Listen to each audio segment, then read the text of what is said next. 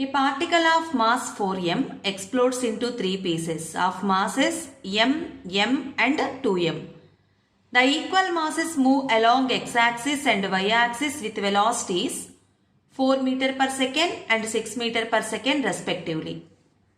The magnitude of the velocity of the heavier mass is given mass of the particle is equals to 4m. This particle explodes into three pieces. Mass of the first piece is m and second one m. Third piece mass is 2m. The equal masses move along x and y axis with velocities 4 meter per second and 6 meter per second respectively. First piece is moving along the x direction. So along x direction unit vector is I cap. V1 bar is equals to 4 I cap. And then along y direction unit vector is j cap. So V2 bar is equals to 6 j cap. The magnitude of the velocity of the heavier mass is, we have to find out the velocity of the third piece. Let it be V3. By using law of conservation of linear momentum, total momentum before explosion is equals to total momentum after explosion.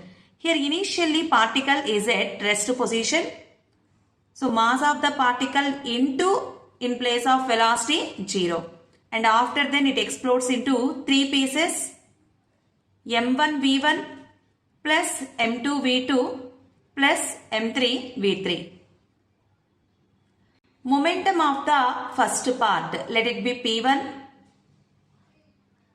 Second part P2 and third part is P3. P1 bar plus P2 bar plus P3 bar is equals to 0. From this P3 bar is equals to minus of P1 bar plus P2 bar. Here P1 and P2, these two are perpendicular to each other. The angle between these two pieces 90 degrees. Magnitude of linear momentum mod P3 bar is equals to square root of P1 square plus P2 square plus 2 P1 P2 cos theta, where theta is angle between P1 and P2. Cos 90 value is 0. Mod P3 bar is equals to mass 2m and we have to find out V3 value.